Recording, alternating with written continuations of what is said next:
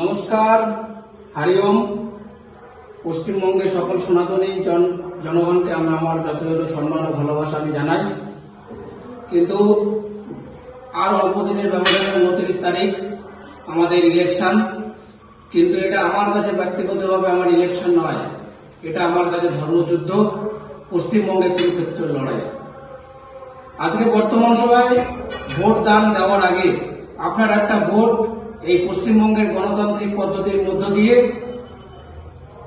পরের জেনারেশনকে তার ভবিষ্যৎ গড়ার একটা নতুন রাস্তা আপনাদের হাতে।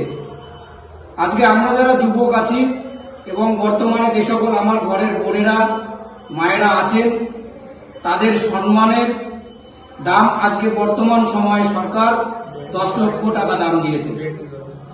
সেই 10 লক্ষ টাকায় আমার বোনের সম্মানকে আমরা বিক্রি করব না। অতএব আমি একজন দাদা হয়ে প্রত্যেকটি যুব সমাজের আমার শ্রদ্ধেয় ভাইদের আমি আমার ব্যক্তিগত দিক থেকে বলতে চাই যে তোমার ভোটটি দান করার আগে ঘরের পরিবারের বোনটার মুখের দিকে একবার তাকাবে। তার কারণ, যে বোনটি তোমাকে রাখি পড়ায়, ফোঁটা দেয়, সেই বোনের সম্মান 10 লক্ষ টাকা দাম হতে পারে না।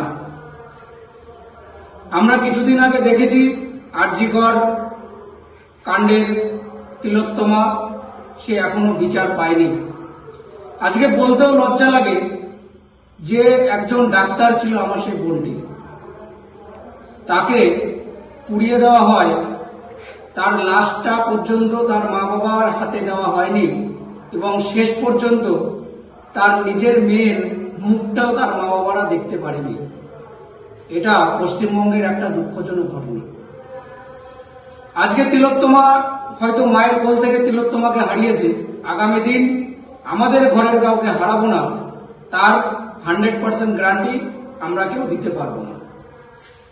কিন্তু ভাই ও মিত্র সকলকে বিশেষভাবে আমার অনুরোধ, প্লিজ একবার ভাবুন, আপনার মূল্যবান ভোটটি দেওয়ার আগে আপনার পরিবারের জন্য একবার ভাবুন।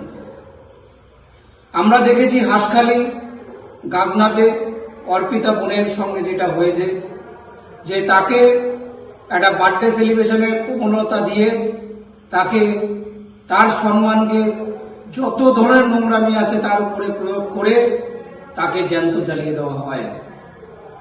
তো আজকের এই ইলেকশনটি ধর্মযুদ্ধের লড়াই, কুরুক্ষেত্রের লড়াই। এটা নির্বাচন শুধু নির্বাচন নয়, পরিবর্তন দরকার। 34 বছর আমরা দেখেছি, 15 বছরও দেখলাম। হিন্দু সমাজকে জাগতে হবে, সনাতনী এক হতে হবে। সময় এসেছে, পরিবর্তন দরকার। নিজের মূল্যবান ভোটটি দেওয়ার আগে একবার ভাবুন, ভেবে চিন্তে আপনার মূল্যবান ভোটটি দিন। আমার মায়েদেরকে একবার বলতে চাই যে আপনার মূল্যবান ভোটটির উপরে আমাদের যুব সমাজ, আপনার ঘরের সন্তান, নাতি নাতনি, ঘরের বৌমা, মেয়ে, তাদের ভবিষ্যৎ জড়িয়ে। কারণ আমরা পরের জেনারেশনে দাঁড়িয়ে আছি আপনাদের পরে। তো আপনাদের হাতে আমাদের ভবিষ্যৎ। আপনার মূল্যবান ভোটটি দেওয়ার আগে আমাদের ভবিষ্যতের কথা একবার ভাবুন। আপনাদের চরণে আমার যথাযথ প্রণাম, ভালোবাসা জানাচ্ছি। আপনারা সকলে সুস্থ থাকুন, ভালো থাকুন। জয় হিন্দ, ভারত মাতা কি জয়, জয় শ্রীরাম।